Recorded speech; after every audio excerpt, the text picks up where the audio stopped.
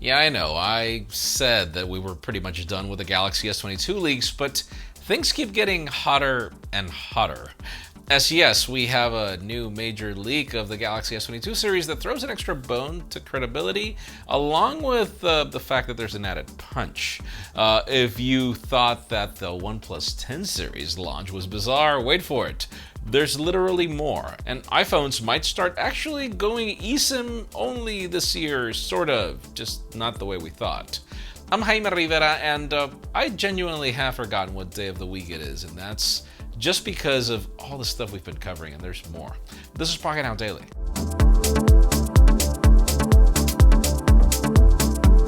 The semi-official news today begin with acquisitions that we thought were a done deal. Remember all the way back in September 2020 of when NVIDIA announced that they were acquiring ARM for $40 billion? Yeah, that might actually not happen after all. We have a new report from Bloomberg that claims that NVIDIA is now planning to walk away from the deal after not getting the necessary approval to acquire ARM, even after a year and a half later. Apparently, SoftBank, who owns ARM, is now planning to take the company public in order to raise capital the other way. And I mean, this whole approval issue doesn't really come as a surprise after multiple companies like Qualcomm, Google, and Intel raising multiple complaints with antitrust bodies over NVIDIA's interest in ARM, and the acquisition intention is being investigated in several countries. So yeah, the initial agreement expires in September of this year, so let's see if NVIDIA decides to renew, but it's not looking too bright for them, and I'm going to be honest, I actually like the idea of this acquisition not happening. Obviously, ARM is gaining so much more popularity right now with the M1s that I think they're going to do pretty well in the stock market. Let's shift gears onto Apple and a rumor we have heard a while ago for iPhone 14. About a month ago, Mac Rumors got an anonymous tip telling us that we should prepare for the launch of at least one eSIM-only iPhone by September of this year. Now we have a new report from a global data analyst where she's claiming that Apple won't be switching to eSIM-only iPhones entirely right away. Instead, we might be getting a single eSIM variant for the iPhone 14 through their own stores and give carriers the option to sell this model along with the typical ones we've been getting forever. Of course, launching an eSIM-only iPhone at this point isn't really a good idea since there's still a lot of carriers in the world who either don't support it or who make it a nightmare to switch away from them. But we do know that one of Apple's goals is to give us a portless iPhone in the future, and this new variant is a step in that direction. Just not sure if it's the right one.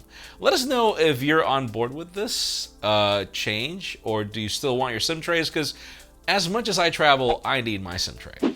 Let's switch on over to the bizarre. Let's talk about OnePlus and the curious case of the OnePlus 10 series release. At this point, you don't need me to recap how the OnePlus 10 Pro launch went, and then we heard that there are still a OnePlus 10 and a OnePlus 10R in the works. Now, what if I told you that there's still one more phone left in the series? We have a new tweet from a reliable tipster called Yogesh Brar, and I know I butchered that, claiming that the technology sharing between OnePlus and Oppo is now in full swing. The Find X5 series will be getting the Hasselblad treatment, and now he's hearing that the Silicon X NPU will also be seen on the OnePlus flagship in the second half of this year. Notice, not necessarily now. Where it gets interesting is when he says that there's a rumor of an Ultra flagship from OnePlus in the engineering validation testing phase right now. And this either means that we're getting a very staggered, weird launch for the OnePlus 10 series, or that they're repurposing the T variant into an Ultra model since we didn't get one last year. I mean, let us know what you think about the possibility of a OnePlus 10 Ultra in the comments, because, I mean, all the comments I have been reading just want the flagship killers to be back. And right now the prices for OnePlus phones, they don't really match that anymore. And finally, for the hottest news today, let's talk about Samsung and the Galaxy S22 series. Yes, I have been saying for a while now that there's nothing left to cover, but we just got a huge new leak from WinFuture that just goes into pretty much everything, starting with the specifications, which we had already heard in some cases, like that the S22 and S22 Plus will be getting a full HD Plus display running at 120 Hz with Gorilla Glass Victus, with the difference being the peak brightness and the 6.1 and 6.6 inches diagonal. Then on the case of the Ultra, apparently it'll get a 6.8-inch Quad HD Plus display with adaptive refresh rate. Now when it comes to the processor, the Snapdragon 8 Gen 1 will be powering the show unless you're in Europe and you're going to be getting the Exynos 2200.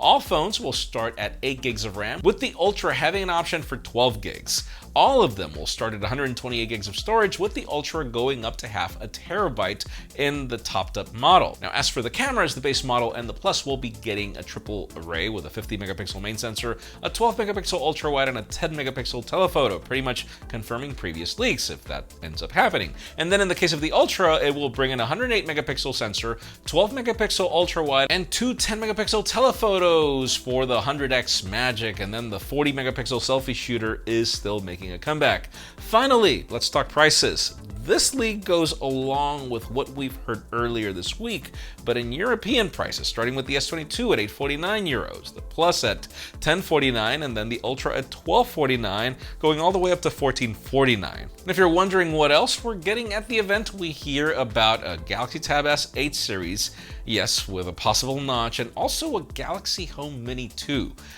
So with the date now official and this massive leak, in today's question, let us know which device are you excited for when it comes to the Galaxy S22 series.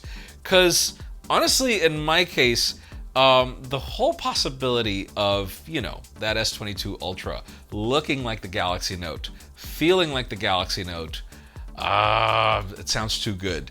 But that's just me. Leave us a comment down below. We'd love to know your opinion. Friends, again, if you want to get the news earlier, follow us on Pocketnow.com and subscribe to our channel for more videos like this one. You can also follow us on social media as our extended coverage happens on Instagram, and follow me on my personal handles to see me. I know, it's jet lag. Please give this video a thumbs up if you like what you saw. I'm Jaime Rivera. Thanks so much for watching. We'll see you tomorrow.